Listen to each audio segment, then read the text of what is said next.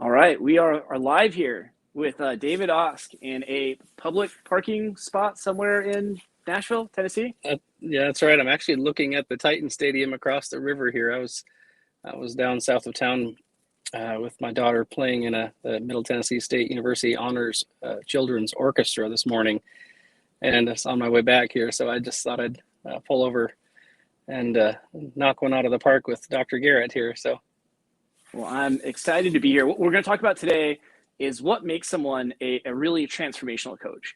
And this concept or this idea was kind of spurred that we have a men's group that we're in, and someone shared about how their daughter had told them that he was their hero, the dad, one of the guys in the group. And so, when she was explaining why, or as he was kind of dissecting it, right, it was about, what he had taught her. And so that got him to think about some of the most powerful people in his life, the people that he tends to gravitate towards, the most powerful people, in his life that have had the biggest impact on him. And he said, they're really people that are like teachers, people that have taught me. You could probably substitute teachers, coaches, the way he described it. And so that then started a whole discussion where I kind of said, I'd really be fascinated to hear from everybody in the group, what makes someone a great teacher? What is it? Like, why do certain people have great impact? Is it just the knowledge they have? Is it that they have incredible, skills, or they're able to help people, with their wisdom? Is it the sincerity of which they do it, right? Do they have a passion for it? Is it just someone that really cares about? So we got some phenomenal feedback, and it certainly got me thinking about the people who've had the most significant impact on me. And I've been really blessed to work with some amazing healers, right? Whether I've worked with people that have had me do fire walks, I've done, sweat lodges. I've done a lot of, as a Christian, I've done a lot of amazing spiritual counseling.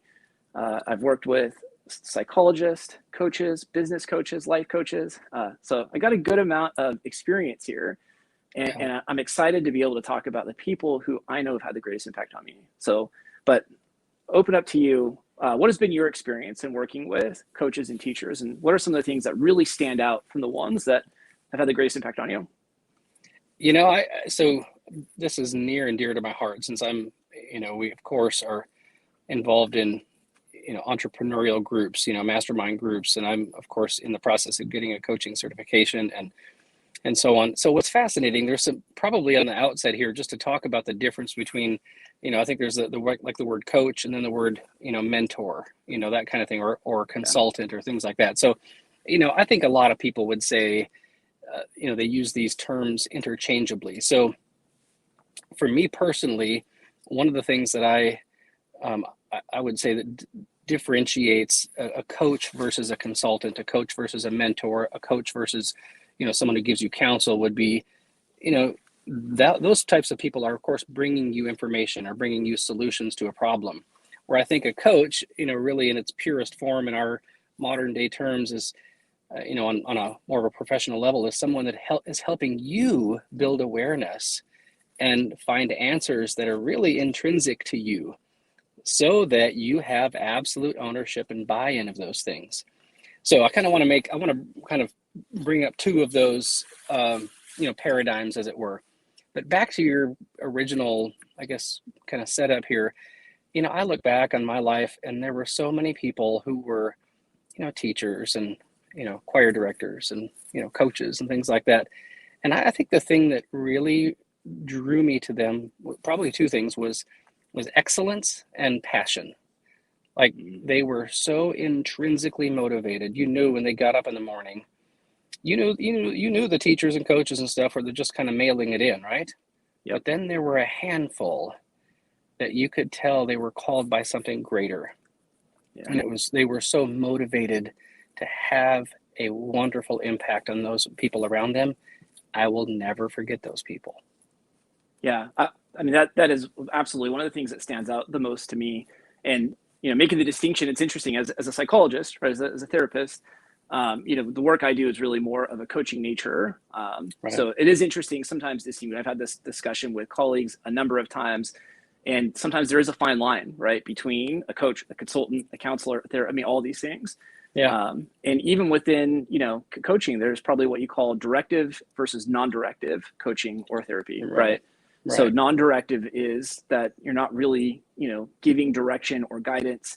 You're not telling someone that this is what you should try. You're really just asking questions and helping someone. I'll admit I'm much more of the directive nature.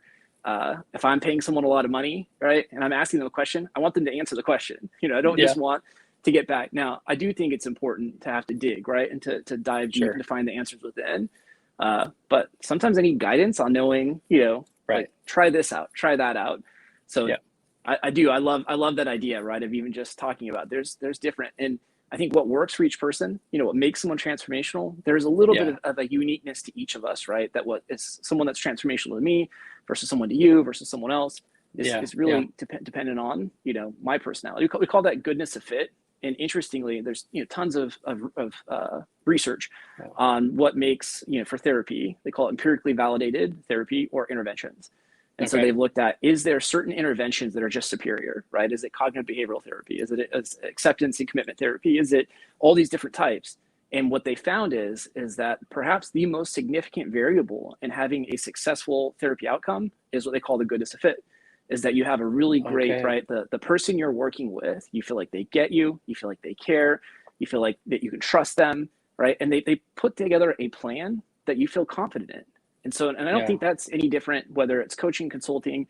I think that's a core element, right? Making sure that you're working with someone that you really feel like, hey, this person gets me. Their approach is something I believe in, right? And so they instill confidence in me, like they actually know what they're doing, and they're giving me hope, right? Love that. Love that. One other comment there, just it's something else, and it just really means a lot to me, and I think it's kind of true to my nature for other people, is this idea of being for someone. So you kind of get this presence about somebody. Are they just using some skills they have or some knowledge they've learned to kind of help you out, or is this person for me, right? There's a heart behind something that's like, man, so for instance, an email comes through, the phone rings, and I see their name. It's amazing how much faster I'm going to answer the phone, look at that email when I believe someone is in my corner, like they're, David, you've got this, man. You've got what it takes. Here's some tools, but guess what? I see some tools in your belt that you don't even know you have right now. You're not using these things. And I'm like, oh man, there's wisdom, but there's also this forness that it just is super powerful to me personally. Yeah. I absolutely agree. I think we refer to that, or I refer to that, that sense of the passion, kind of going back to that, and that sense of feeling like someone is really invested, right, in my growth, is that someone that's intrinsically motivated by what they do, right? And you see this within teachers all the time, where you get a teacher who just absolutely loves the subject they're teaching, and you can tell they genuinely care about, teaching this to kids and instilling this knowledge into kids. There's a genuine, like, a love for what they do, an enthusiasm, and a commitment to it, versus teachers who might be excellent. They might have incredible knowledge and wisdom in the subjects, but they are just collecting a paycheck, right? They're going through the motions. And interestingly, within teaching, they have actually found that a good teacher, right? They've defined what a great teacher is, that they teach in an average academic school year, 1.5 years worth of material. Whereas a quote unquote bad teacher, right? Those people that are just collecting paychecks, just punching clocks and aren't really invested, they teach about 6 months worth. So the difference, right, between a great teacher and a good teacher is 1 year's worth of material. And again, you apply that to coaching, you might be paying someone a lot of money to coach you, but if you're working with someone that isn't really, it's clear that they don't really love what they do and they don't feel really deeply committed to your growth, there's a good chance that money, right, you're not making nearly the amount of progress as you would for someone that is genuinely loves their craft, right? They're constantly finding ways to get better. They're looking to add new tools, and they're looking to guide you because they believe in that transformation process that you're gonna experience so much, right? That they're like, I'm gonna do everything I can to help you get there. So I love that. And I'll be honest, even as you're saying that, right, I feel like my energy's rising. I feel like it's fascinating just having this conversation, but I know full well there's some people that are going to be listening to this that they're going to experience that too, right? It either is confirming something that they're already doing, or it's kind of enticing them to enter that arena. Because honestly, I don't know about you, but I don't really do a whole lot of anything unless it gives me some joy in some way. there's a reward there. Like, boy, this felt really, really good. Yeah. And I think it's a great thing to be reminded that the intrinsic motivation, when I really care for someone, when I'm, like you said, I'm invested in the outcome there, man, I mean, it just feels great. It feels amazing to operate on and at that level. Yeah. And you can even have, right, like the coaches, or and again, whether this is a sports coach, whether it's a life coach, a business coach, those strict disciplinarians, those ones that, are rough and Yeah. maybe don't give you the warm fuzzies, but you can tell that they love what they do, right? And they really care about their players. They care about the students they're teaching, right? One of my favorite teachers in grad school, he was tough, right? And what he demanded out of his class. And interestingly, I was a teacher assistant 2 of the years in grad school. And so I actually got a chance to see the teacher's evaluations. And Okay. he had the most polarizing results on it, because some people loved that he challenged them so much, and some people really disliked that his class was so hard. And the Wow. teachers oftentimes that got the best remarks were the easiest classes. And again, this just reflects my own, individuality. I love someone that makes me really have to go deep. I love someone that makes me dig, and that forces me to leave their experience, clearly better. They've elevated my knowledge, my life skills. So another attribute that I want to say that I think is really important in a great coach is they have a framework, right? They have some type of plan. It's clear that they've thought out, that this is the beginning, this is the middle, and this is the end. And that might change from person to person, right? Based on their specific needs. But what I hear a lot of times when people come to me, because I love to ask, what have you worked with before? Not necessarily looking for specific names, but Sure. have you worked with therapist coaches, and what has worked and what hasn't? And one of the things that I tend to hear most consistently that doesn't is I went each week, or I spoke with this person, and there wasn't a clear plan in place, right? It was like every week we just kind of talked about what happened the week before, and it really, didn't feel like there was any clear like direction that it was going. And so, and I know that's certainly true for me too. I want to know, hey, there is a process. Well, it's not a race to get someone through my coaching experience, right? I'm not trying to say, I'm going to get you through this as quick. But at the same point, right, people are paying me a lot of money to work with me. So I also do think I want to be as efficient as possible. I want to create the best possible process that's going to get you the greatest results, right? And not the least amount of time, but Sure. I do want it to be very efficient. What do you think about that? Is having a framework? Absolutely. I think that on a very basic level, right? If I'm working with somebody and I'm hiring them to help me solve a problem or get from here to here, and I really want there to be a clear understanding, or kind of a definition of success with regards to progress. What does that look like? How is it measurable? Yeah. And so on a very basic level, absolutely. And I've had people that I've worked with in the past too that it's just not there. You kind of show up and they forgot what we talked about last week, and there's just no roadmap. And what's fascinating is I think it's two things. It's honoring to that person to have a really, really clear, series of steps, but to have that plan well in advance.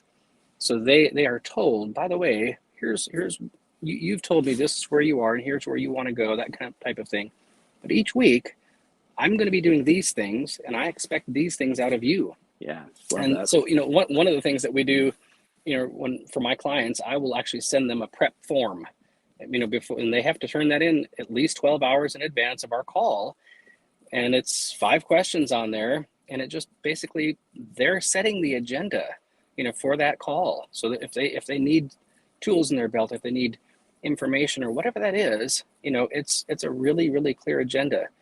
And I kind of like putting that agenda, if you will. Of course, I'm the one setting it up, right? But I like putting that agenda on them, because then, it creates some buy-in, some ownership as well. Yeah. Another attribute that I think is significant, and this was something that came up in the group, the Marco Polos, as we were going around, but authenticity, right? Is that, or congruity, having someone that it's clear that they practice what they preach, right? That there's not clearly some inconsistencies. I know some really, some legendary coaches out there who I got a chance to meet and I've had some interactions with. And I've met some that it's clear that who they are on stage versus who they are individually is very different. And it was a Sure. massive turnoff. It was like their content is still amazing, right? But it really does. Some way it kind of lessens my desire, right? So it absolutely impacted how their content affects me. And now I've also met some coaches out there who I've met them in person, and they are absolutely consistent, right? That who they are on stage and who they are in my personal, and that raised my level of respect, right? My desire to want to engage with their material and really believe that what they're doing is legit exponentially.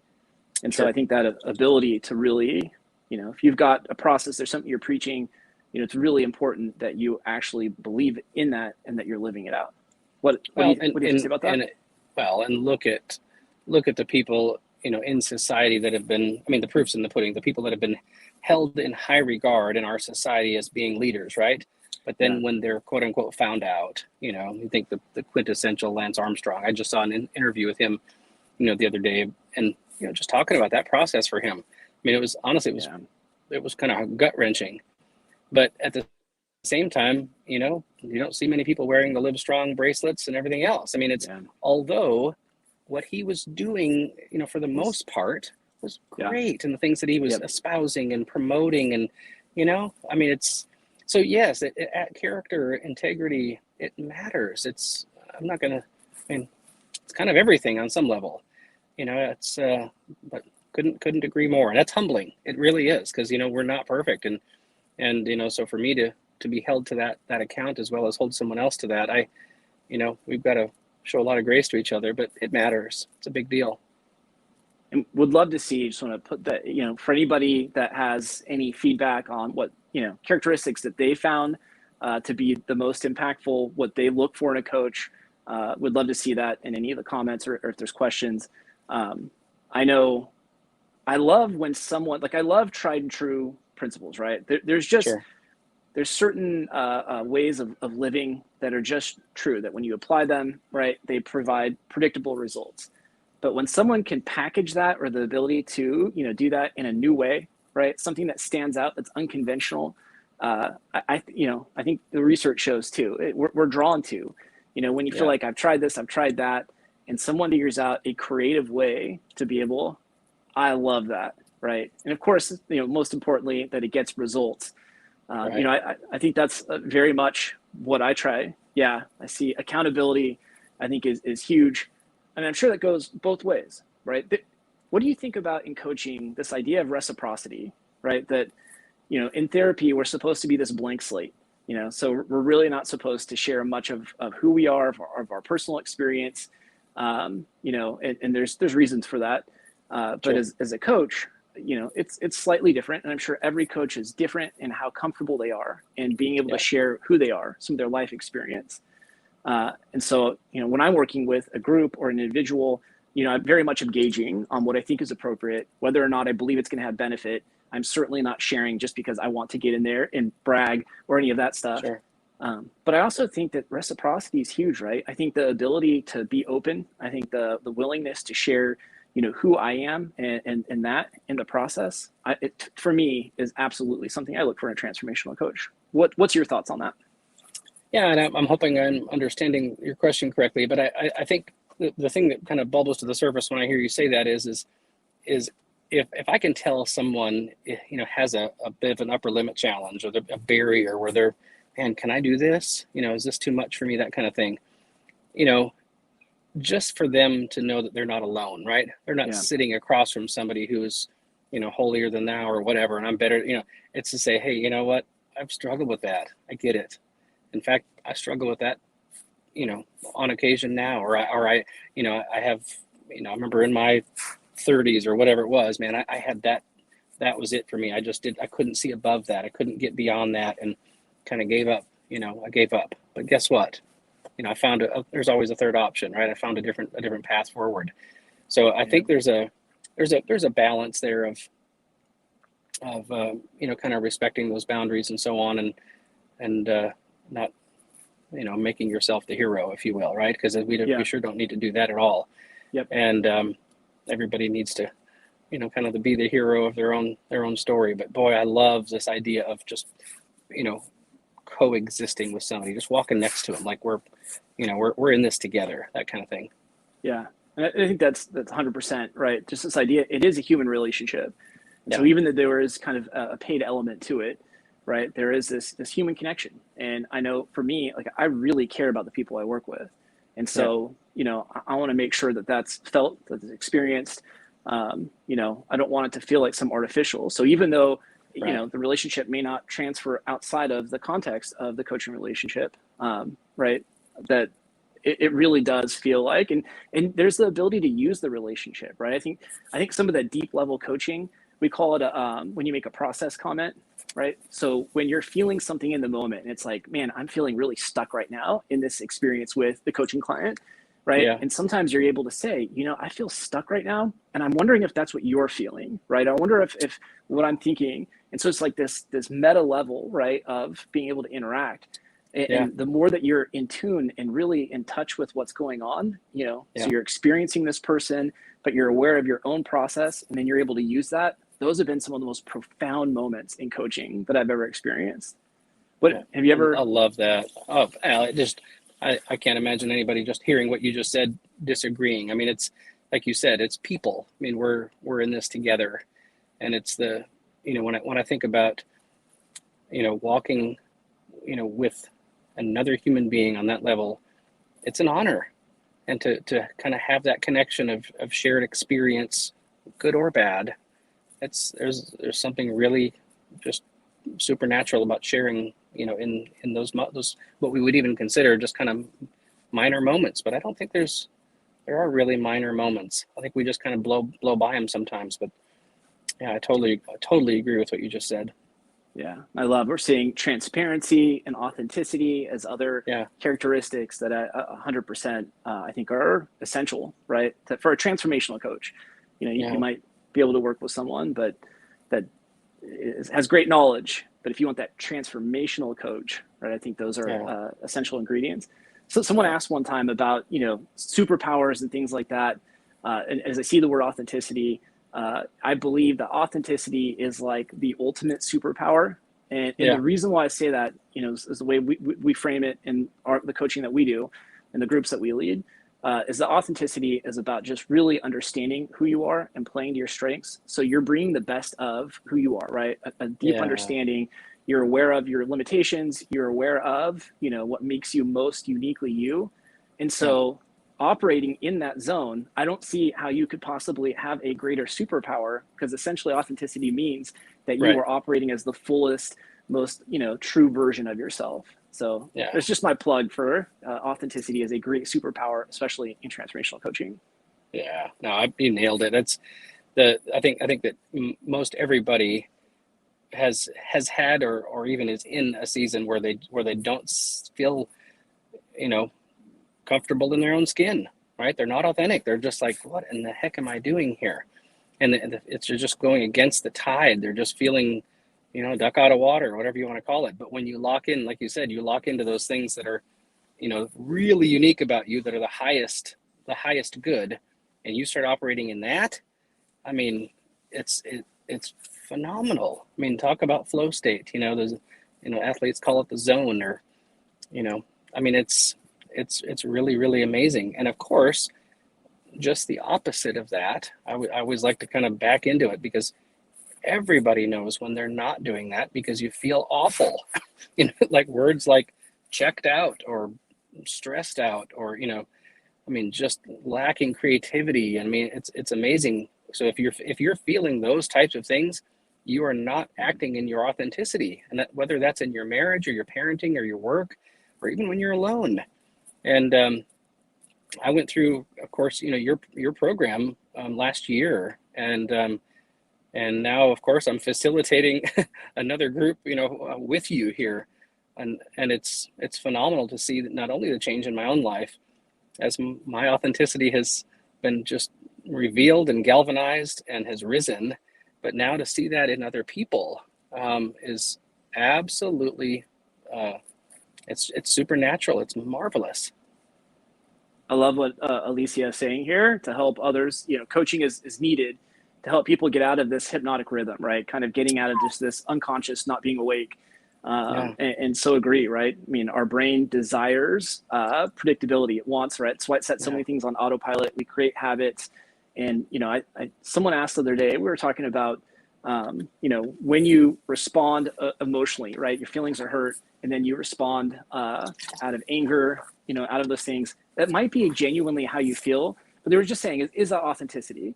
And I was like saying, that I think when we're not aware of, hey, is this really what I want to be saying? If I was able to stop, take a breath, and really operate out of, who I truly am, would I still say that? And if not, then I would say that's not authenticity, right? I think emotionally responding out of ego, fear, insecurity, I don't think any of those things are genuine authenticity. That doesn't mean that the feeling's not authentic, right?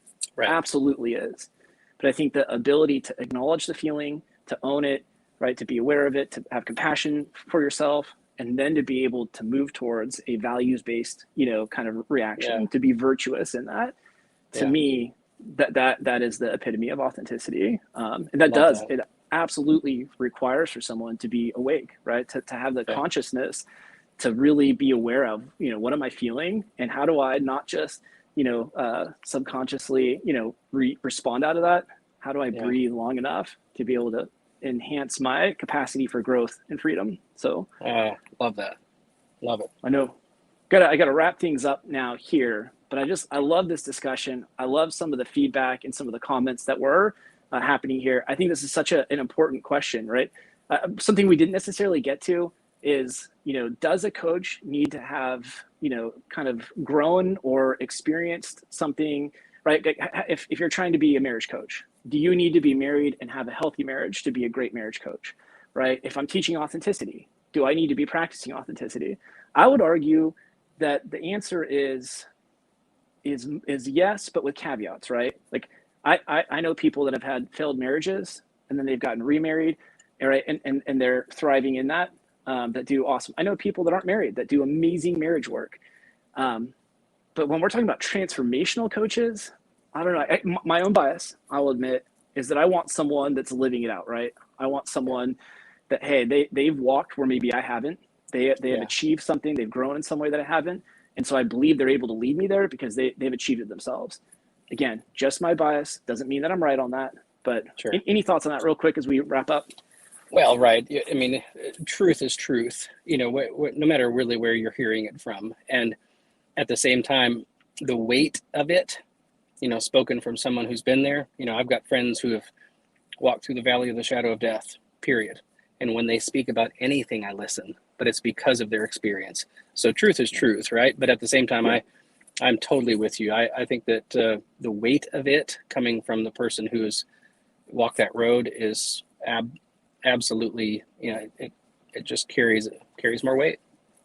Yeah. Well, brother, I appreciate having this discussion. I get a chance to watch this man, right, coach in a group format as we do it every week. And it's really amazing. We kind of co-lead, co-coach a group through. And man, some of the discussions, we just started a new group and the interactions, right, the way people are opening up. I mean, I leave there with chills on the back of my neck, right, every time. Yeah, it's great. And the comments of seeing people, it's one of the few spaces, right, where they really feel safe to just totally be themselves and be open, and they're learning. And we're about ready to start heading into the core value section, which is just going to be phenomenal. But anyways, it's really fun to watch you operate in your zone of authenticity, to watch you coach people and just see people elevate as a result of you showing up in the transformational way that you do. Wow, thank you for that. Likewise, that's an honor. All right, brother. Have a great weekend, everyone. Hope you have a great weekend. Thanks.